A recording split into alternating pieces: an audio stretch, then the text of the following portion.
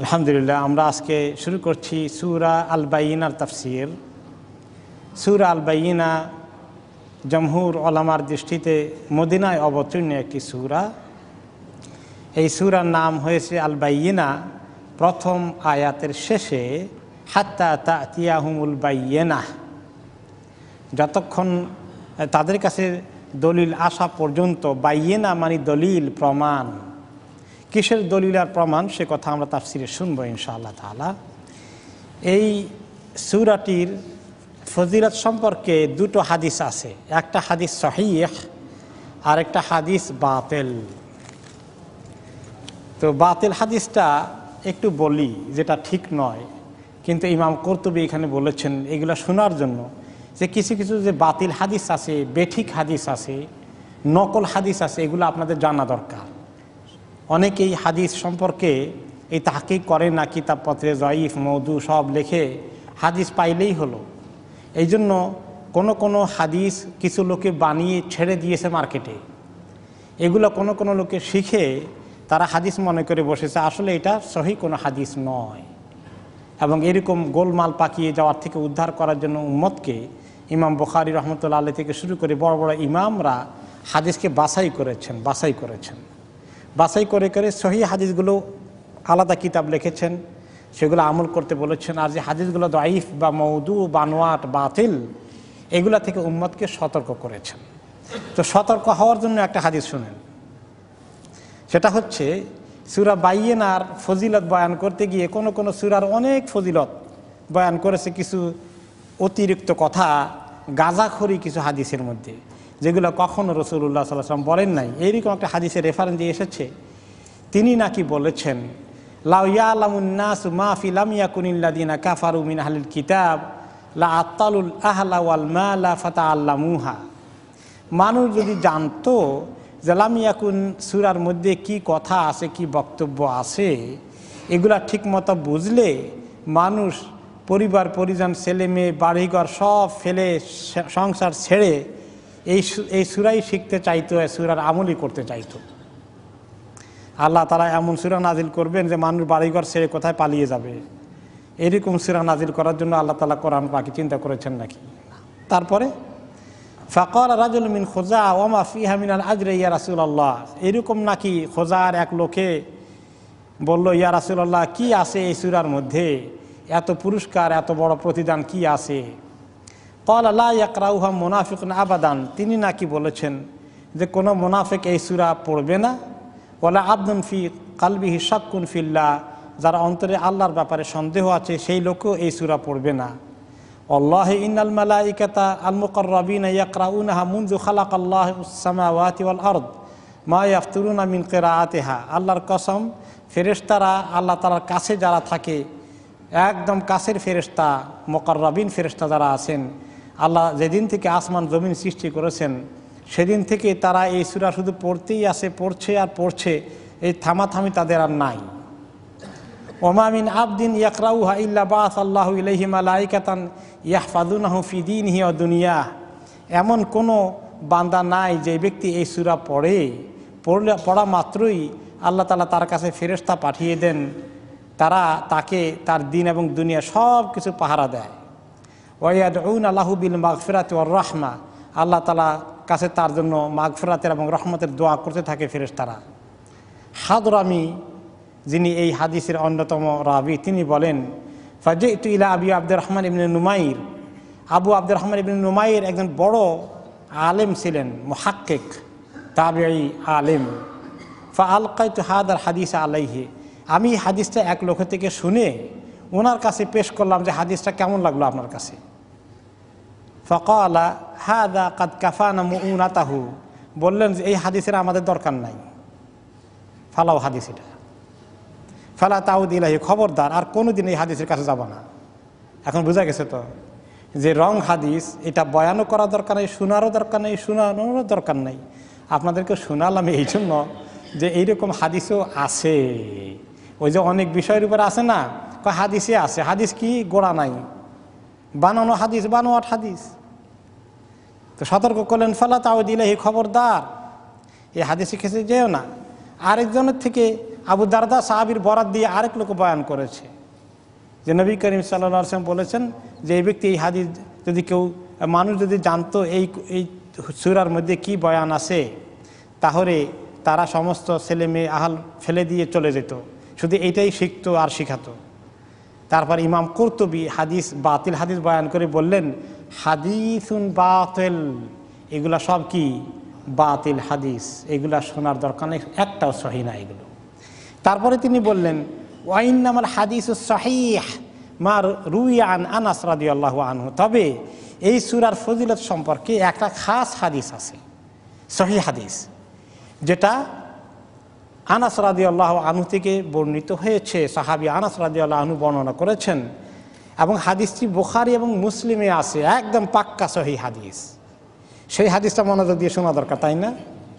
সেই হাদিসটা হচ্ছে আন্না নবী সাল্লাল্লাহু আলাইহি ওয়াসাল্লাম ক্বালা লি উবাই ইবনে কাব, নবী করিম সাল্লাল্লাহু আলাইহি ওয়াসাল্লাম সাহাবী উবাই ইবনে কাব রাদিয়াল্লাহু আনহুকে বললেন ইন্নাল্লাহা আমারানি আন আকরা আলাইকা লাম ইয়াকুনিল্লাযিনা কাফারু।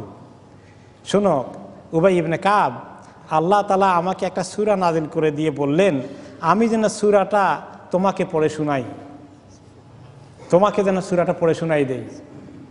ক্বালা সাম্মানি লাকা, তিনি বললেন যে আল্লাহ আমার নাম মেনশন করে আপনাকে বলছে এটা? ক্বালা নাম, তিনি বললেন যে আল্লাহ তাআলা তোমার নাম মেনশন করে বলেছে। ফাবাকা, সাহাবী উবাই ইবনে কাব রাদিয়াল্লাহু আনহু কাঁদতে লাগলেন। দুঃখে কাঁদলেন না খুশিতে কাঁদলেন? খুশিতেও কান্না আসে মানুষের, সুবহানাল্লাহ। কারো ছেলে হারিয়ে গেছে, 10 বছর পরে যদি ছেলেকে পায় জড়াইয়ে ধরে হাসে না কাঁদে? কাঁদে কেন? এখন তো সুখ করা, সুখের কান্নাও আসে, সুবহানাল্লাহ। যে আল্লাহ তাআলা আমার নাম মেনশন করে আপনাকে বলছে সূরাটা শোনাই দিতে, সুবহানাল্লাহ। কি মর্তবা আল্লাহ তাআলা দিয়েছেন। আল্লাহ তাআলা মানুষকে কিভাবে মহব্বত করেন, সুবহানাল্লাহ। মানুষকে আল্লাহ তাআলা মহব্বত করেন কিনা? করেন। ইয়া আল্লাহ, মানুষকে আল্লাহ তাআলা এমন মহব্বত করেন।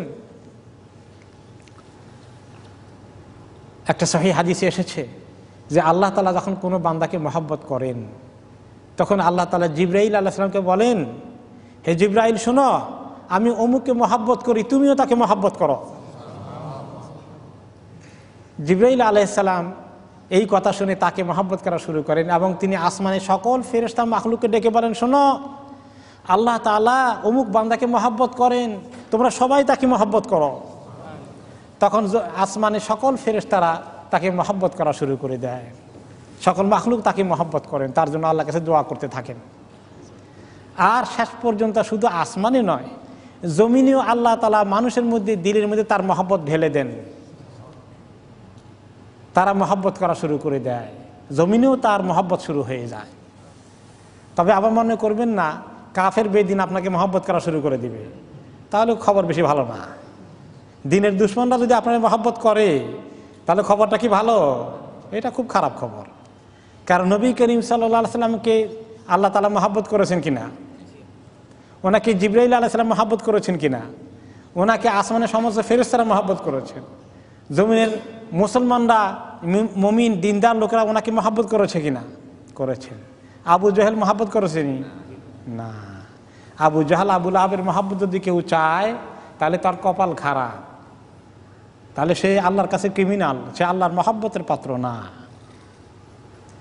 ঠিক তেমনি ওই হাদিসে আবার এসেছে, মুসলিম সহিহ মুসলিমের রিওয়ায়াতে এসেছে অতিরিক্ত, আল্লাহ তাআলা যদি কাউকে ঘৃণা করেন, কারো প্রতি আল্লাহ তাআলা কাউকে প্রচণ্ডভাবে অপছন্দ করেন, তখন আল্লাহ তাআলা জিবরাইল আলাইহিস সালামকে ডেকে বলেন, জিবরাইল আমি অমুককে সাংঘাতিকভাবে অপছন্দ করি, এই জালিমকে খুব ঘৃণা করি, তুমি তাকে ঘৃণা করো, অপছন্দ করো।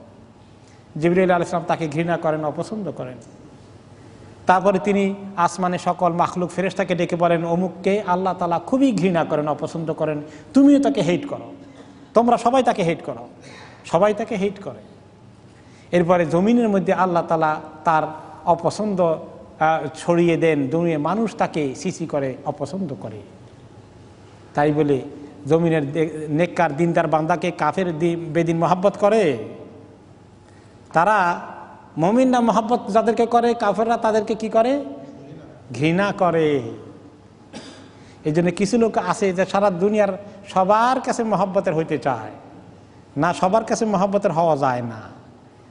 দিনদারদের কাছে মহব্বত হওয়ার একটা ক্রাইটেরিয়া, আর যারা দিনের দুশ্মন তারা যদি মহব্বত শুরু করে এটা আরেক ক্রাইটেরিয়া। এটা খুব খারাপ জিনিস। যাই হোক, আল্লাহ তাআলা মানুষকে মহব্বত করেন, এই প্রমাণ পাওয়া গেল সাহাবী উবাই ইবনে কাব রাদিয়াল্লাহু আনহুর হাদিস। এই হলো সহিহ হাদিস এই সূরার ফজিলত সম্পর্কে। সূরার ফজিলত সম্পর্কে কোনো বাংলা উর্দুতে অনেক বই কিতাব আপনারা পাবেন যে প্রত্যেক সূরার অনেকগুলো ফজিলত লেখছে।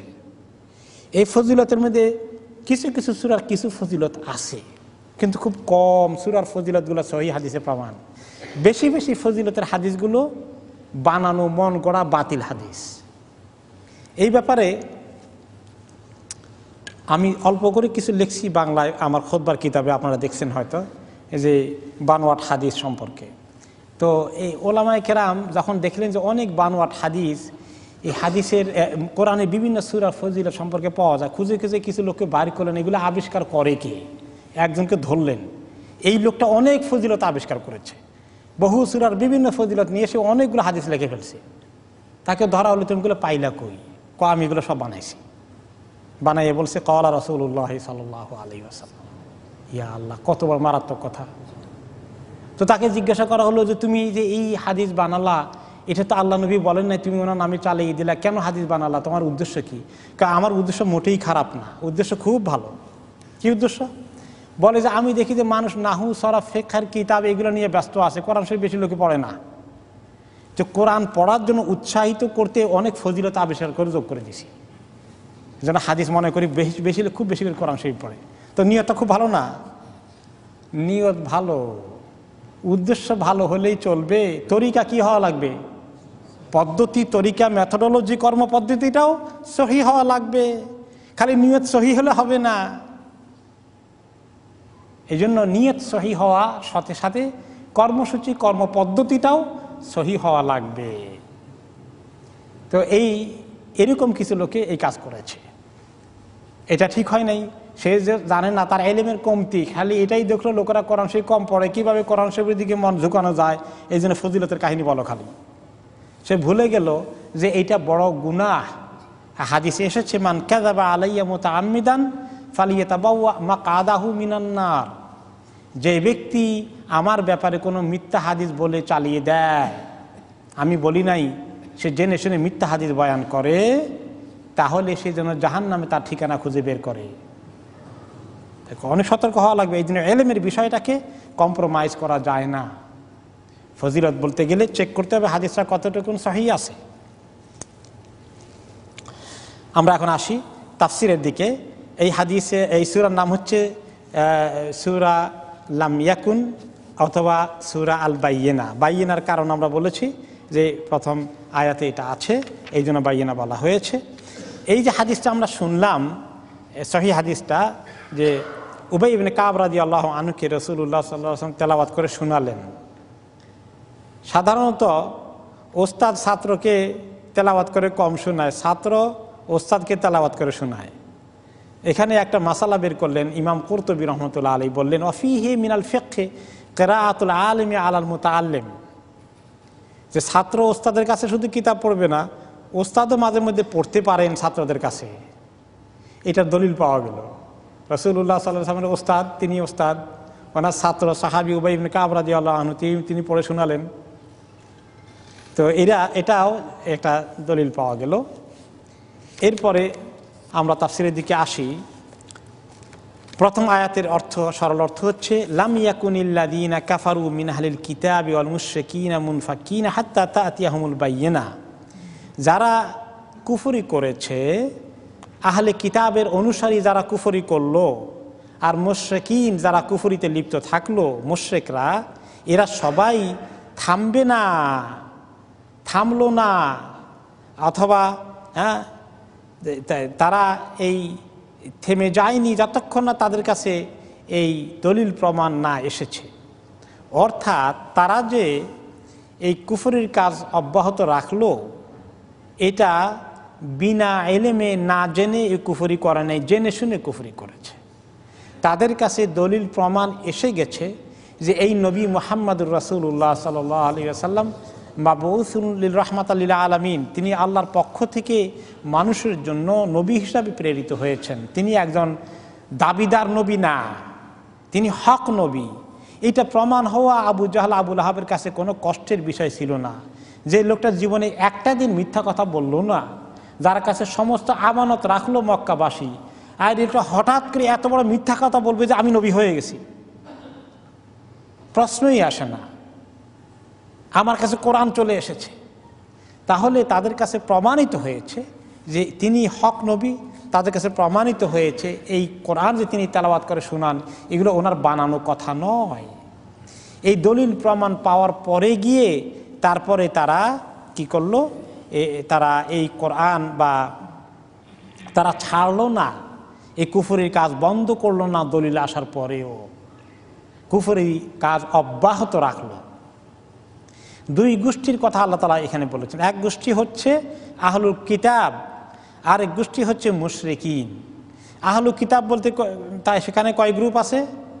দুই গ্রুপ, ইহুদি এবং নাসারা, এই দুই গ্রুপ।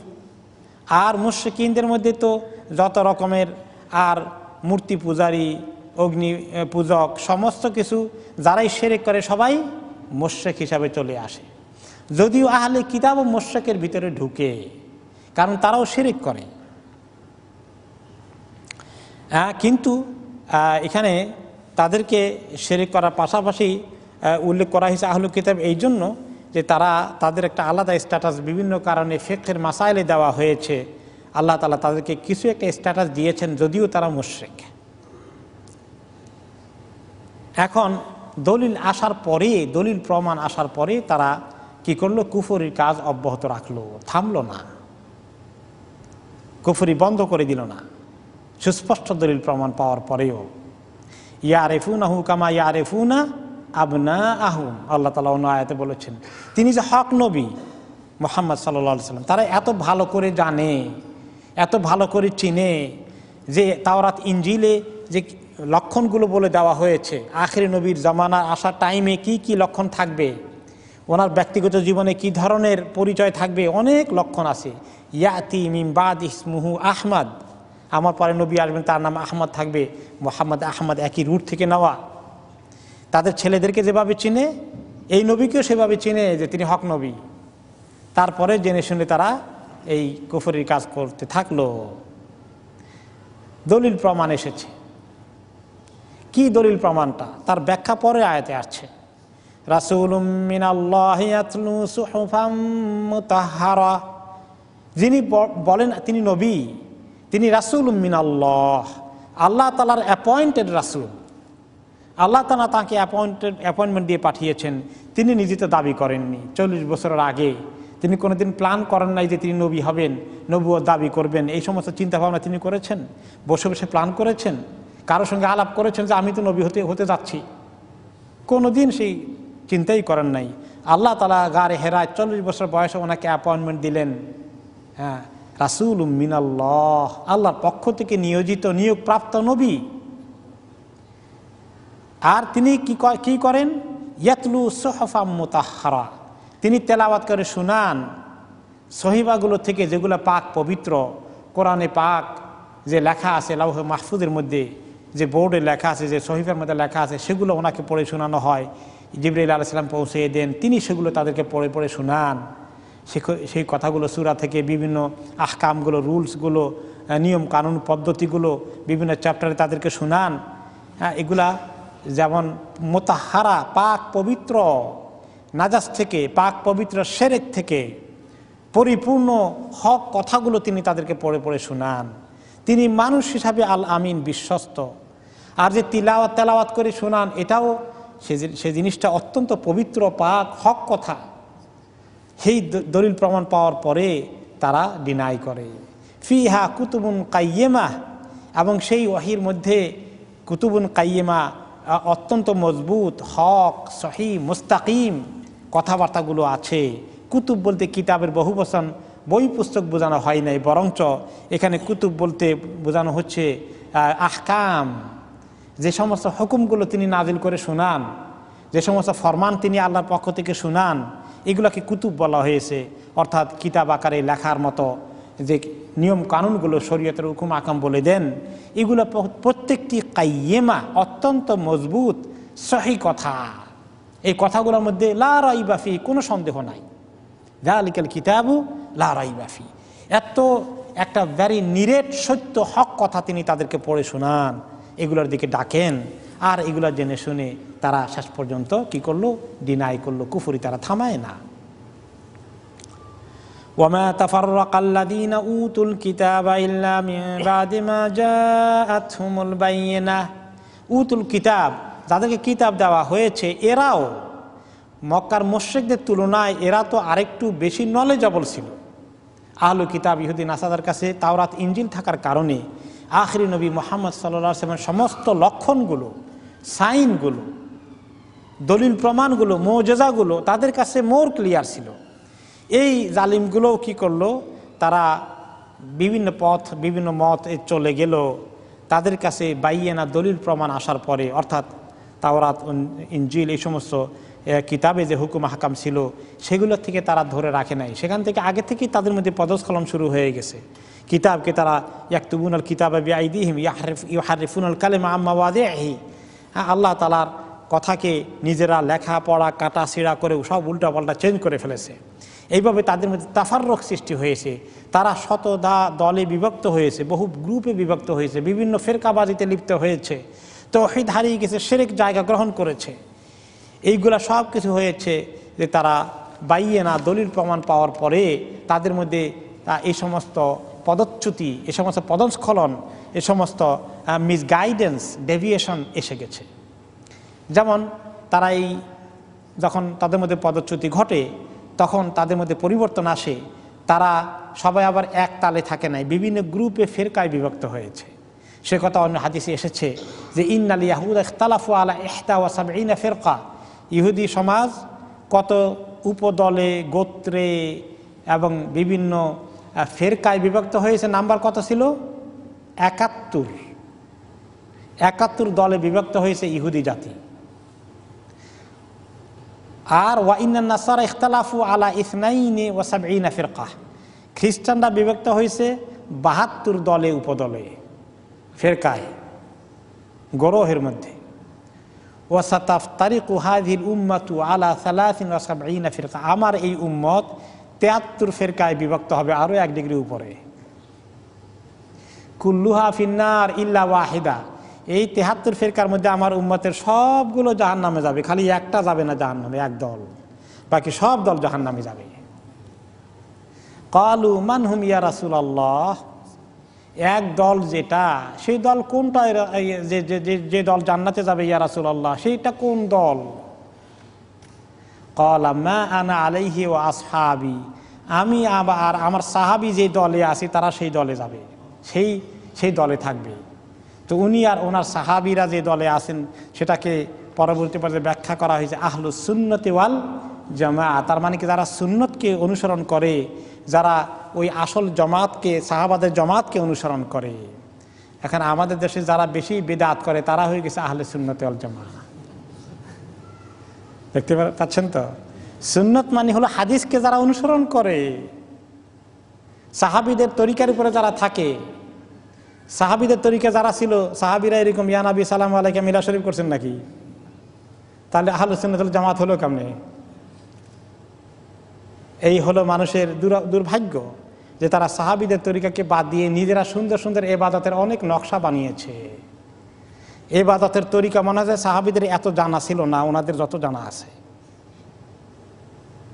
তো সাহাবীরা যে তরিকায় নবী করিম সাল্লাল্লাহু আলাইহি ওয়াসাল্লাম থেকে দোয়া শিখেছেন, যে তরিকায় দরুদ সালাম পাঠানো শিখেছেন, তার চেয়ে আখিরি জমানায় 100, 200, 500, 600 বছর পরে কিছু কিছু আলেম ওলামা কি বেশি করে জানতে পারবেন? যেটা রাসূলুল্লাহ সাল্লাল্লাহু আলাইহি ওয়াসাল্লাম শিখান না, এরকম আমল করলে সেটা কি আল্লাহ তাআলার কাছে কবুল হবে না? তো এই উম্মতের মধ্যে ডেভিয়েশন, বিভ্রান্তি, পথচ্যুতি কিভাবে ঘটবে এখন বুঝতে পেরেছেন তো?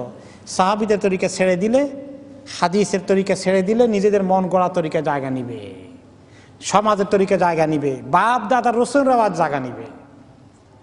হ্যাঁ, বাপ দাদা শত শত বছর থেকে করে আসছে, আমাদের দেশে শত শত বছর থেকে করে আসছে, খালি ওইটা দলিল, সুন্নত কই হাদিস কই তার খবর নাই। এখন এই হাদিসটা শুনলাম, আল্লাহ তাআলা যে বললেন যে কিতাবওয়ালারা কিতাব পাওয়ার পরে, দলিল প্রমাণ পাওয়ার পরে ইখতিলাফ করে করে খামাকা বিভিন্ন দলে উপদলে বিভক্ত হয়ে তারা ফেরকাবাজির সৃষ্টি করলো। এখন সেটা থেকে দূরে থাকতে হলে কোন তরিকায় থাকলে, মা আনা আলাইহি আসহাবি, যে নবী করিম সাল্লাল্লাহু আলাইহি ওয়াসাল্লাম বললেন যে আমার এবং আমার সাহাবীদের তরিকার উপরে কীভাবে থাকা যাবে, সেইটার খবর আল্লাহ তাআলা পরের আয়াতে দিচ্ছেন। কিভাবে চললে, কিভাবে তিনি ইবাদত করতে বলেছেন, কিভাবে দিনদারি পালন করতে বলেছেন, তার গাইডেন্স আছে পরবর্তী আয়াতে। ওয়ামা উমিরু ইল্লা লিয়াবুদুল্লাহা মুখলিসিনা লাহুদ্দিন হুনাফা ওয়া ইউকিমুস সালাতা ওয়া ইউতুজ যাকাতা ওয়া যালিকা দীনুল কাইয়্যিমা। তাদেরকে নির্দেশ করা হয়েছিল, তাদেরকে আদেশ দেওয়া হয়েছিল শুধু এই যে ইবাদত করবে একমাত্র আল্লাহ তাআলার, মুখলিসিনা লাহুদ্দিন, দিনকে, ইবাদতকে আল্লাহ তাআলার জন্য খাঁটি করে খালেস করবে। মুখলিসিনা লাহুদ্দিন, দিনকে, এই দিনের তাফসীর করা হয়েছে আল ইবাদাহ, আল্লাহ তাআলার কাছে শুধু ইবাদত করবে, মাথা নত করবে আল্লাহ তাআলার কাছে। দোয়া চাইবে কার কাছে? আল্লাহ তাআলার কাছে। নাকি মাজারের কাছে চাইবে? নাকি জিন্দা পীর মুর্দা পীরের কাছে চাইবে? আল্লাহ তাআলার কাছে চাইবে শুধু। দোয়াটা কি ইবাদত নাকি ইবাদত না? ইবাদত। হাদিসে কি বলেছে? আদ-দুআউ হুয়াল ইবাদা, দোয়াই হচ্ছে আসল ইবাদত। হাত পাতে যাহারে আমার এই জিনিসটা দরকার, এটা আমাকে দেন, এইটা কার কাছে চাবো? আল্লাহ তাআলার কাছে। এটা আর কেউ দিতে পারবেন? আমার যেন কালকে আমার জামাইয়ের যেন ভিসা হয়ে যায়, হ্যাঁ, আমার যেন সৌদি আরবে যাওয়ার ভিসা হয়ে যায়, এইখানে মাজারে গিয়ে কিছু দিয়ে আসলাম, কয় টাকা দিয়ে আসলাম, তো কার কাছে চাওয়া হলো? এই মাজারের কাছে চাওয়া হলো। এর নাম কি? শিরক। এই জন্য আল্লাহ তাআলার কাছে চাইতে হবে শুধুমাত্র হুনাফা আর শিরক মুক্ত হয়ে, একদম শিরক মুক্ত হয়ে, কোনো শিরক থাকবে না। মুখলিসিনা লাহুদ্দিন বলে আল্লাহ থামেননি, খাঁটি আল্লাহর কাছে ইবাদতকে খাঁটি করতে হবে, দিন আল্লাহ খাঁটি করতে হবে, দোয়াকে খাঁটি করতে হবে, আর কারো কাছে চাওয়া যাবে না, শুধু আল্লাহ তাআলার কাছে চাওয়া লাগবে। এইটাকে আবার ডাবল সেফাত দিয়ে আল্লাহ হুনাফা বললেন যে শিরক মুক্ত, আর কারো কাছে কারো মুখাপেক্ষি হওয়া যাবে না। এইটা হচ্ছে সহি দিন। এই দিনের উপরেই সাহাবী এবং নবী করিম সাল্লাল্লাহু আলাইহি ওয়াসাল্লাম ছিলেন মা আনা আলাইহি আসহাবি। যারা কবরমুখী হয়ে আছে, মাজারমুখী হয়ে আছে, তারা কি এই দিন তাদের কাছে আছে? মুখলিসিনা লাহুদ্দিন হয়নি। তাহলে আকীদাকে দুরুস্ত করা, সহি রাখা, তাওহীদকে পোষণ করা, শিরক মুক্ত হওয়া 1 নম্বর হুকুম আল্লাহ তাআলা করেছেন। আনি ইবুদুল্লাহা ওয়াজতানিবুত তাগুত, আনি ইবুদুল্লাহা ওয়াজতানিবুত তাগুত, যে একমাত্র আল্লাহ তাআলার ইবাদত করো, আর আল্লাহরকে বাদ দিয়ে যে সমস্ত মাবুদ আছে এই সমস্ত তাগুতি শক্তিগুলোর থেকে মুখ ফিরিয়ে নাও। এটা হলো সহি আকীদা, সহি ঈমান, তাওহীদের ভিত্তিতে। ঈমানের ভিত্তি হচ্ছে তাওহীদ। কুল হুয়াল্লাহু আহাদ, তাওহীদ থেকে এসেছে। তাওহীদ না থাকলে ঈমান গলত, ওই ঈমান আল্লাহ তাআলা কবুল করবেন না। তাহলে ঈমান কবুল হবে না তাওহীদ না থাকলে। এরপরে 2 নম্বর, ঈমানের পরে, আকীদার পরে আল্লাহ তাআলা যে আমল আমাদের কাছে চাইলেন সেটা হচ্ছে ওয়া ইউকিমুস সালাহ, তাদেরকে আরেকটা হুকুম করা হয়েছে নামাজ কায়েম করতে। ঈমানের পরেই যে ইবাদত সেটা কি? নামাজ। ওয়াহি আশরাফু ইবাদাতিল বাদান, শারীরিকভাবে শ্রেষ্ঠ ইবাদত, শারীরিক ইবাদতের নাম হচ্ছে নামাজ। মানুষের শরীর দিয়ে কষ্ট করে যে ইবাদতটা করে, সর্বোত্তম ইবাদত হচ্ছে শারীরিক ইবাদতের মধ্যে নামাজ। এরপরে 3 নম্বরে আল্লাহ তাআলা আরেকটি ইবাদতের কথা বললেন, ওয়া ইউতুজ যাকাহ, তারা যেন যাকাত প্রদান করে। ওয়াহিয়াল ইহসানু ইলাল ফুকারা ওয়াল মাহাওয়িজ ওয়াহিয়া আশরাফুল ইবাদাতিল মালিয়া, মালি ইবাদতের মধ্যে শ্রেষ্ঠ ইবাদত হচ্ছে মালি ইবাদতের মধ্যে যাকাত। এই জন্য কোরআনে পাকে আল্লাহ তাআলা আকিমুস সালাহ ওয়া আতুজ যাকাহ কতবার বলেছেন। এই দুটো শ্রেষ্ঠ ইবাদতের কথা এখানে বলা হলো। মানুষকে হুকুম করা হয়েছে সহি ঈমান আকীদাত পোষণ করতে, আর নামাজ কায়েম করতে, আর যাকাত দিতে, এরপরে হুনাফা শিরক থেকে দূরে থাকতে। এই কাজগুলো যারা করবে, যাদের মধ্যে এইরকম ঈমান আছে, আকীদা আছে, যাদের মধ্যে এই আমলগুলো আছে, নামাজ আছে, যাকাত আছে, ওয়াযালিকা দীনুল কাইয়্যিমা, এইটাই হচ্ছে আসল মজবুত দিনদারি। যদি কোনো একটা মুমিনের আকীদা সহি থাকে, তাওহীদ শিরক নাই, নামাজ ঠিক রাখতে পেরেছে, যাকাত ঠিক মতো দেয়, মোটামুটি পাক্কা মুসলমান হওয়ার আশা বুনিয়াদ তার ভিতরে আছে, আলহামদুলিল্লাহ। আশা করা যায় এইরকম লোককে আল্লাহ তাআলা বাকি ইবাদত, রোজা, হজ সব কিছু ঠিকঠাক মতো করার তৌফিক দান করবেন। এই তিনটার মধ্যে যদি গণ্ডগোল থাকে, আকীদায় গণ্ডগোল থাকে, নামাজে গণ্ডগোল থাকে, যাকাতে গণ্ডগোল থাকে, ঠিকমতো না দেয়, তাহলে তার দিনদারির মূল মজবুতি নাই, তাহলে তার সব নড়বড়ে হয়ে গেল। তার আসল খুঁটিগুলো, যদিও আমরা জানি আরকানুল ঈমান বা আরকানুল ইসলাম খামসা, ইসলামের 5টি স্তম্ভ আছে, তার মধ্যে হজও আছে, রমাদানও আছে, কিন্তু আসলে রমাদান তো সারা বছর না, হজও সারা জীবন না, কিন্তু আপনার এই মালি ইবাদতটা সারা বছর, বছরে একবার হলেও অমিম্মা রাযাকনাহুম ইউনফিকুন, মালি ইবাদত আল্লাহ চান সবসময় দান খয়রাত আমরা করি। আর নামাজটা প্রত্যেক দিন আসে, 365 দিনে 5 বার করি কমপক্ষে। এই 3টা জিনিস এই জন্য বড় আসাস দিনের। এগুলোর মধ্যে যদি ত্রুটি এবং গণ্ডগোল থাকে, ঠিক মতো না হয়, সহি তরিকা না হয়, তাহলে এই লোকের দিনদারি বলতে গেলে কিছুই নাই। দীনুল কাইয়্যিমা তার কাছে নাই, মজবুত দিন তার কাছে নাই। ইন্নাল্লাযীনা কাফারু মিন আহলিল কিতাবি ওয়াল মুশরিকিন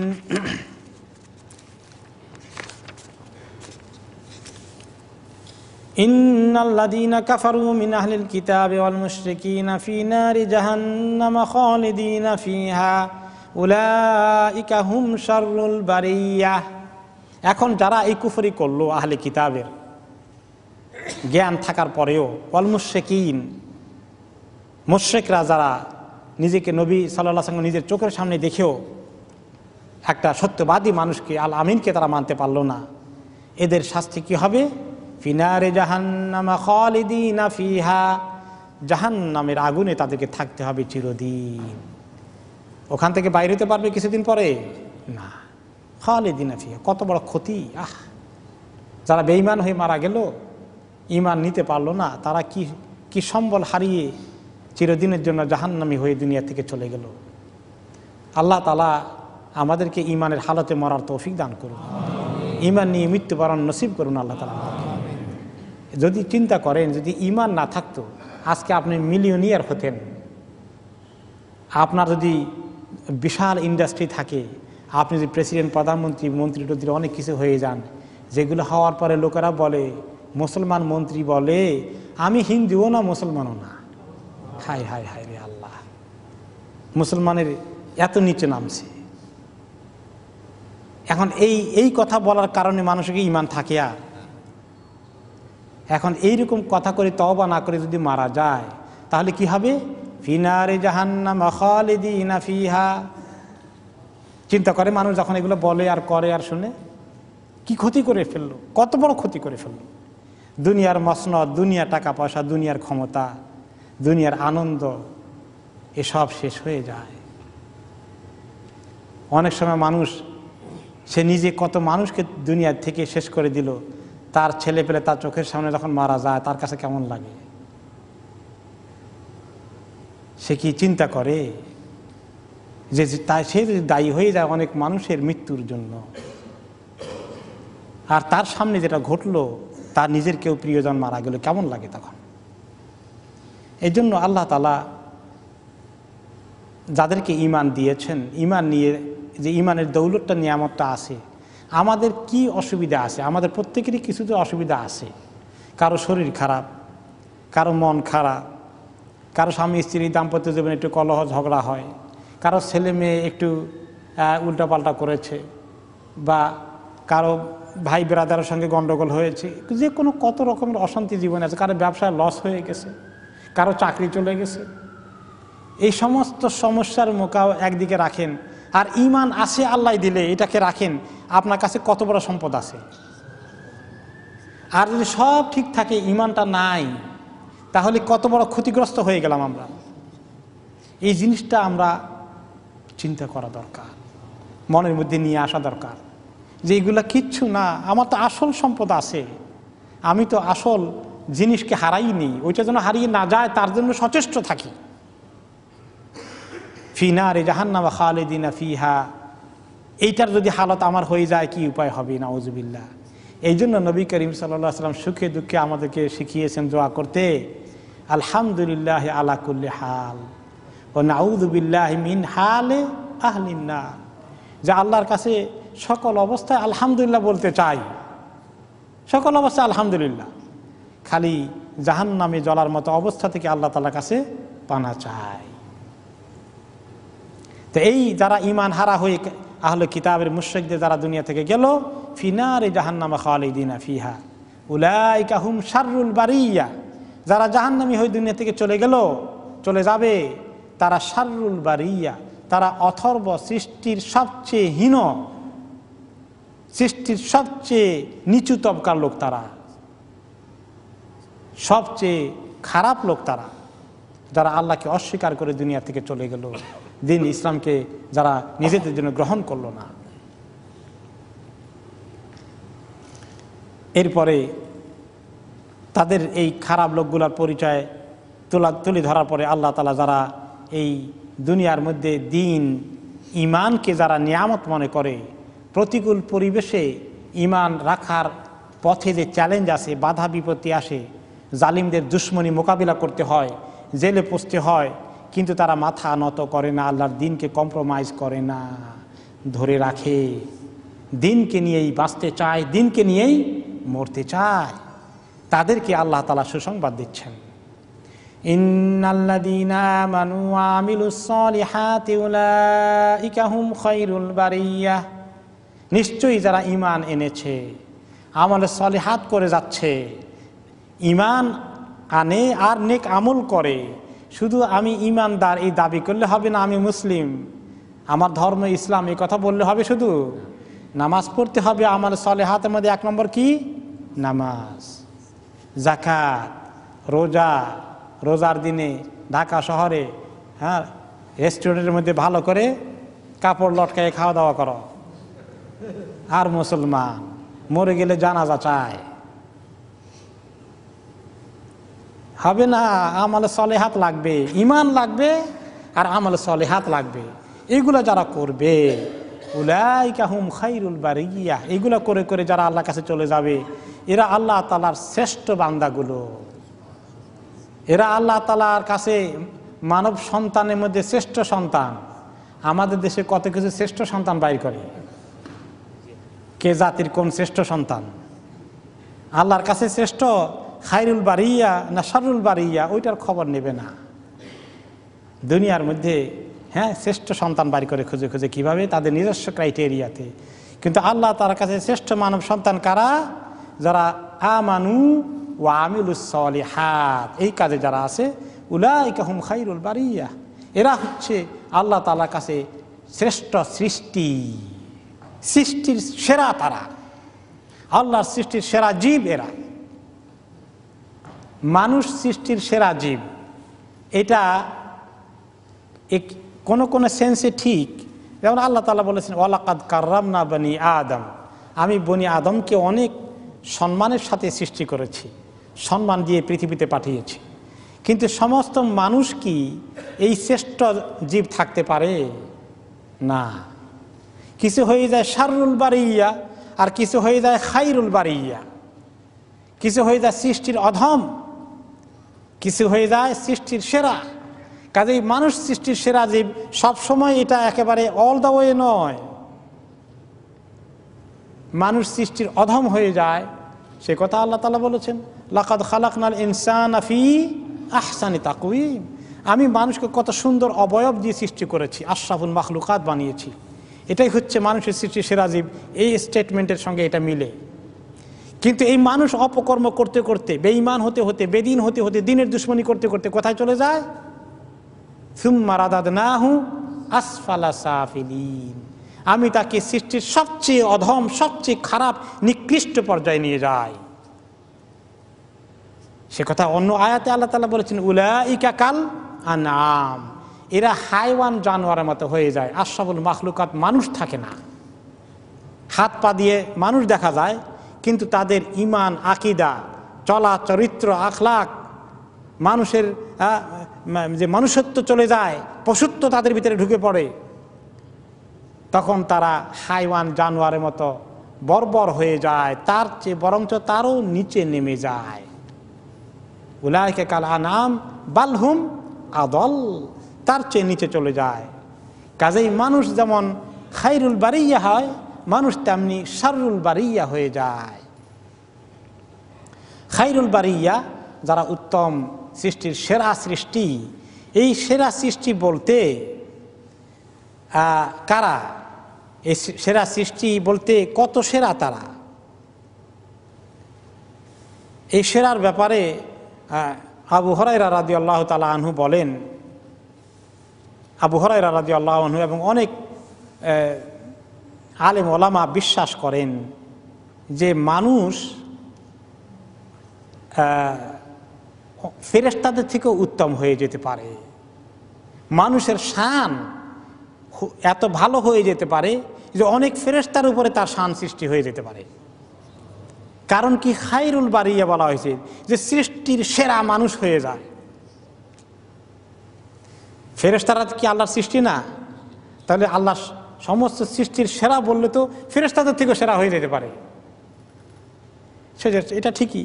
মানুষ হলেন মুহাম্মদুর রাসূলুল্লাহ সাল্লাল্লাহু আলাইহি সাল্লাম, আল্লাহ তাআলা ওনাকে ফেরেশতাদের থেকে তো বেশি হাই পজিশন দিয়েছেন না? সুবহানাল্লাহ। তো এইভাবে নেককার মানুষ অনেক ফেরেশতার উপরে তার শান, কারণ ফেরেশতারা তাদের খেদমত করবেন জান্নাতের মধ্যে। সালামুন কাওলাম মির রাব্বির রহিম, জান্নাতের গেটে ওয়েলকাম করবেন ফেরেশতারা মানুষকে, বনি আদমকে, কারণ তারা আল্লাহ তাআলার সৃষ্টির সেরা মান অ্যাচিভ করে, অর্জন করে তারা জান্নাতে এসেছেন। ফেরেশতারা মানুষের জন্য দোয়া করতে থাকে আল্লাহ তাআলার কাছে। এই জন্য আল্লাহ তাআলা সৃষ্টির সেরা যে শান দিয়েছেন, এটা অনেক বড় কথা। এটা আল্লাহ তাআলা এই মানুষকে দিয়েছেন। মানুষের থেকে এত বড় শান আর কেউ পায়নি।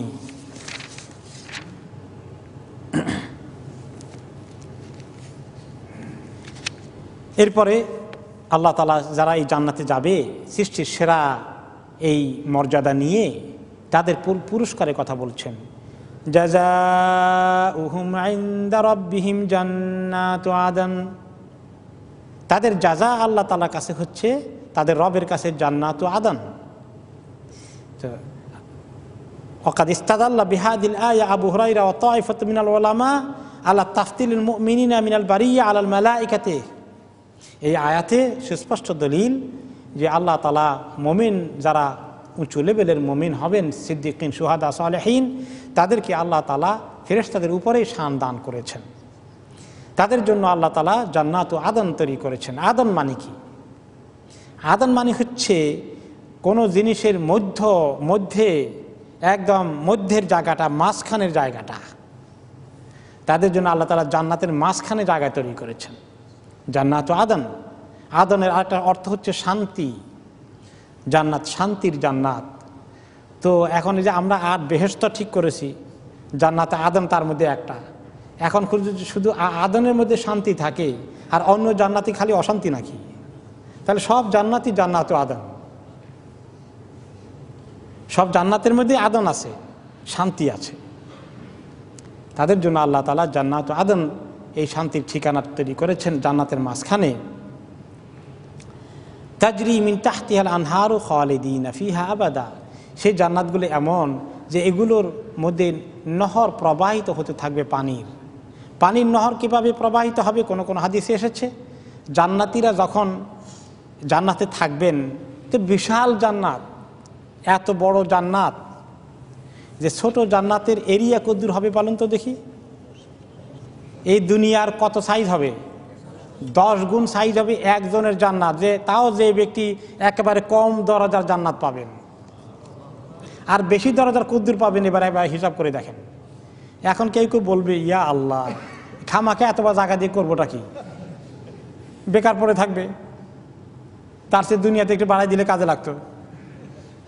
তো তো এই মানুষ বুঝে না আমরা দুনিয়ার হিসাব দিয়ে আখেরাতের হিসাব করি। আখেরাতে যে জান্নাত দেবে আপনাকে, আপনি ওখানে গিয়ে টার পাবেন যে এত বড় জান্নাত তো আসলেই আমার দরকার। মোটেই বেহুদা মনে হবে না, বেকার মনে হবে না, পুরো কাজে লাগছে। মায়ের পেটে যখন সন্তান থাকে তার পেটের সাইজ কদ্দুর, জায়গা কদ্দুর, এতটুকুন, তাই না? এর মধ্যে কাইতে শুয়ে আছে, মোটামুটি ঘোরাফেরাও করতেছে, উঠানামা করছে, কোনো কনজেশন হচ্ছে না, তার চলতেছে জীবন, মোটামুটি কেটে যাচ্ছে। তাকে যদি কেউ বলে তুমি মায়ের পেট থেকে এমন এক দুনিয়ায় আসবা, সেই দুনিয়ার সাইজ মায়ের পেটের থেকে কত গুণ বড়, আমাকে হিসাব করে বলেন দেখি। Crore crore, million million time গুণ বড়। তাকে যদি বলে এমন দুনিয়াতে যাবা কোটি কোটি মিলিয়ন, এমনকি তার নিজের বাড়িঘর জায়গা জমির সাইজ যে দূর হবে সেটাও কয়েকশো গুণ, কয়েক হাজার গুণ মায়ের পেটের থেকে বড় না? তাকে যদি বলে গোটা দুনিয়ার কথা বাদ দেন, যে তোমার বাড়ি হবে, বাড়ির সাইজ এরকম হবে, তোমার জায়গা জমিন এত কেয়ার হবে, এত একর হবে, এত বিঘা হবে, এত এত বড় বিল্ডিং হবে, তোমার এতগুলো রুম থাকবে, তখন সেগুলো পাগল নাকি, এগুলো দিয়ে করবো কি আমি? সে বুঝলে তাকে কেউ বলে এই কথাই বলতো যে এখানে কত আরামে শুয়ে আছে, আমার আর জায়গারই দরকার নাই। এখন সেই মায়ের পেটের হিসাব আর এই দুনিয়ার হিসাব কি এক? না। ঠিক তেমনি এই দুনিয়ার হিসাব আর আখিরাতে জান্নাতের হিসাব কি এক না। এই 1 নম্বর কথা। আরেকটি কথা হলো যে এই যে নহর কিভাবে চলবে। কোন কোন রেওয়ায়েত এসছে যে এত বিশাল জান্নাতের এত এরিয়া, পানির নহরগুলো তার হাতে রিমোট কন্ট্রোলের মতো কিছু একটা থাকবে, ইশারা করবে শুধু, সে যেদিকে যাবে পানির নহর তার পেছনে পেছনে যাবে, এরকম করে করে অটোমেটিক সিস্টেম। সুবহানাল্লাহ। তাজরি মিন তাহতিহাল আনহার। কোথায় যাবে সে? সে ছাদের উপরে গেলেও সেখানে নহর চলে যাচ্ছে, নিচে নামলে নহর চলে আসতেছে, তাকে ফলো করতেছে। কেমনে সম্ভব? সে কেমনে কথা হলো, দুনিয়াতে কেমনে বিশ্বাস হয়, কারণ অটোমেটিক সিস্টেম। দুনিয়ার অটোমেটিক সিস্টেম অনেকে বিশ্বাস করে কি না জানে? কোনো কোনো জায়গায় দেখবেন যে পানির ট্যাপ আছে, সেখানে কোনো ঘোরানো লাগে না, খালি হাত দিলেই পানি আসে, থেমে যায়। এটা বিশ্বাস হয় নাকি হয় না? দেখছেন, এই জন্য বিশ্বাস হয়। যদি না দেখতেন তাহলে কোথায় যা বাজে কথা বলে। এখন আখেরাত তো দেখি না, এই যে এত অটোমেটিক কেমনে হবে, এই বিশ্বাস হয় না। আর দুনিয়ার অটোমেটিক তো কিছুই না, মানুষের মাথার মধ্যে আল্লাহ একটু মগজ দিয়ে দিয়েছেন, চিন্তা করে বাইর করে। ও আল্লামা আদম আল আসমা কুল্লাহা, এগুলো দিয়ে দিয়েছেন আদম আলাইহিস সালামকে যেদিন সৃষ্টি করেছেন সেদিনই মাথার মধ্যে এগুলো ঢুকাই দিয়েছেন। ওই সেই আল্লাহ ঢুকাই দেওয়াটাকে আবিষ্কার করে চর্চা করে করে একটু আবিষ্কার করে মানুষ, সেটা আমাদের বিশ্বাস হয়। আর আখিরাতটা বুঝে আসে না বুঝি। এরকম সব কিছু আল্লাহ তাআলা করবেন, এমন এক নিয়ামতের ঠিকানা জান্নাত আদন তাজরি মিন তাহতিহাল আনহারু খালিদিনা ফিহা আবাদা, সেখানে তারা চিরদিন থাকবে। রাদিয়াল্লাহু আনহুম ওয়া রাদু আনহু। সবচেয়ে বড় নিয়ামত হচ্ছে তাদের জন্য সুসংবাদ যে আল্লাহ তাআলা তাদের প্রতি সন্তুষ্ট হয়ে গেছেন। আর তারা আল্লাহকে পেয়ে, আল্লাহ তাআলার পুরস্কার পেয়ে, জান্নাত পেয়ে তারা আল্লাহর প্রতি কত সন্তুষ্ট হয়ে গেছে। শুধু জান্নাতে না, দুনিয়াতে মুমিন আল্লাহর প্রতি সন্তুষ্ট আছে নাকি নাই?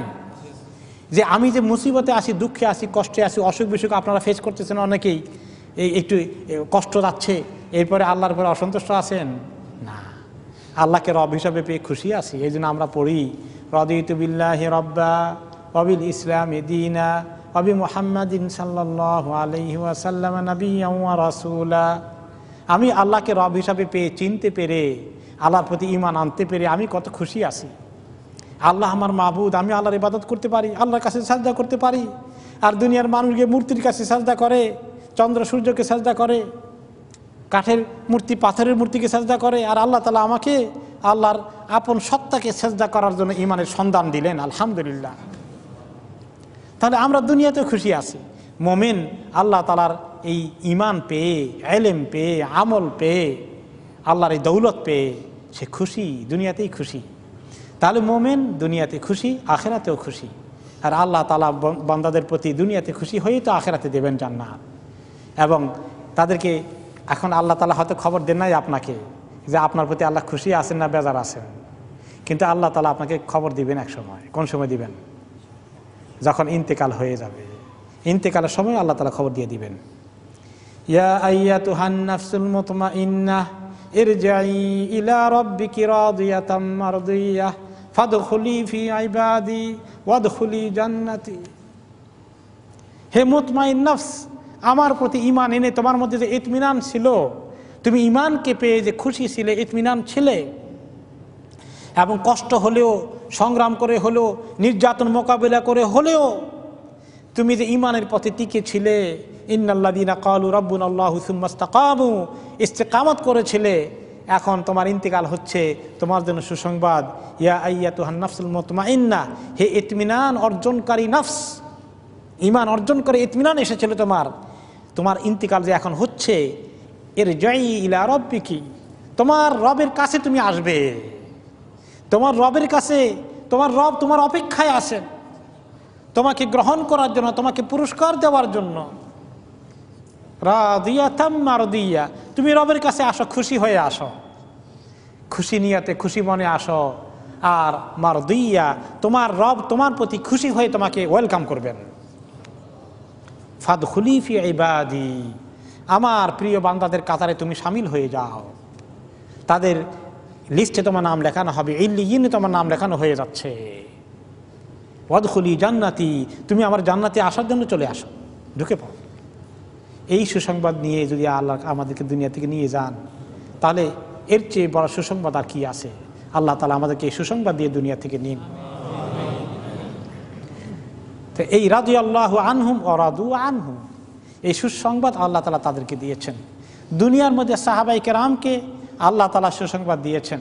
এই আয়াত যাদের উপরে নাজিল হয়েছিল, সেই সাহাবায়ে কেরাম এই স্ট্যান্ডার্ড অর্জন করেছিলেন। ওই জামাতকে, সাহাবায়ে কেরামের জামাতকে বলা যায় রাদিয়াল্লাহু আনহুম ওয়া রাদু আনহুম।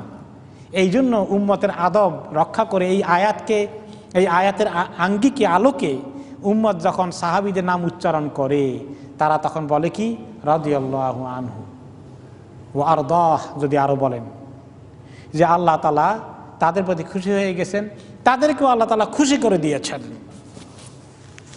এখন এই রাদিয়াল্লাহুর অর্জন শুধু সাহাবীদের মধ্যে নয়, উম্মতের পরের যুগেও কিছু থাকতে পারে, পরবর্তী যুগেও আল্লাহ তাআলার রেজামন্দি অর্জন করবে অনেকেই। সুল্লাতুম মিনাল আউয়ালিন ওয়া সুল্লাতুম মিনাল আখিরিন, আখিরি জামানার মধ্যেও অনেকেই এই নেককার হতে পারবে, আল্লাহ সন্তুষ্টির পাত্র হয়ে যাবে। আল্লাহ তাআলা আমাদেরকে যেন বঞ্চিত না করেন, তাদের অন্তর্ভুক্ত আল্লাহ তাআলা করে দেন। যালিকা লিমান খাশিয়া রাব্বাহ, আল্লাহ তাআলার এই খুশি সন্তুষ্টি তাদের কপালে জুটবে। যালিকা, এই সন্তুষ্টি লিমান খাশিয়া রাব্বাহ, যে ব্যক্তি তার রবকে ভয় করেছে। আল্লাহর ভয় যার দিলে আছে, আল্লাহর ভয়ের কারণে গুনাহ থেকে দূরে আছে, আল্লাহর ভয়ের কারণে আমানতদারির খেয়ানত করে না, আল্লাহর ভয়ের কারণে মানুষের হক নষ্ট করে না, আল্লাহর ভয়ের কারণে মানুষকে কষ্ট দেয় না, আল্লাহর ভয়ের কারণে রাগ গোসা হয়ে গেলে গালিগালাজ করে না, আল্লাহর ভয়ের কারণে মানুষের গায়ে হাত তোলে না, আল্লাহর ভয়ের কারণে স্বামী স্ত্রীকে কষ্ট দেয় না, স্ত্রী স্বামীকে কষ্ট দেয় না, আল্লাহর ভয়ের কারণে লেনদেনের মধ্যে ঠিকঠাক মতো চলে। এগুলো আল্লাহর ভয়। এই আল্লাহর ভয় কি আসলে আমাদের জীবনের সকল ক্ষেত্রে আছে? এতটুকুন ভয় করে কি চলতে পারি? ব্যবসা বাণিজ্য করলে লেনদেনের মধ্যে আল্লাহর ভয় কদ্দূর থাকে আমাদের বলেন দেখি? লেনদেনের মধ্যে আল্লাহর ভয় থাকে না। এখন ভাইরা যখন ব্যবসা করে কয়দিন পরেই পার্টনারশিপে গন্ডগোল শুরু হয়ে যায়। এরপরে এই দেন দরবার চলতে থাকে, কোনো সময় কোর্টে যায়, কোনো সময় দুনিয়ার সালিশে যায়। কিন্তু মানুষ যদি আল্লাহকে ভয় করত ঠিকঠাক মতো, তাহলে এত কোর্টে যাওয়া দরকার হতো, এত সময় নষ্ট করা লাগতো না। তাহলে আমরা নামাজ পড়লেই শুধু আল্লাহর ভয় হবে, দাওয়াতি দিনের কাজ করলে শুধু ভয় হবে? লেনদেন ক্লিয়ার আছে কিনা, আমি কাউকে হক বঞ্চিত করলাম কিনা, এই বিষয়টাকে সিরিয়াসলি নিতে হবে। তাহলেই কিন্তু আল্লাহ সন্তুষ্টি নিয়ে আমরা আল্লাহর কাছে যেতে পারবো। আর যদি এই ভয় না আসে, তাহলে কিছু নামাজ, কিছু তেলাওয়াত, কিছু দান খয়রাত, কিছু দাওয়াতি কাজ যথেষ্ট হবে না।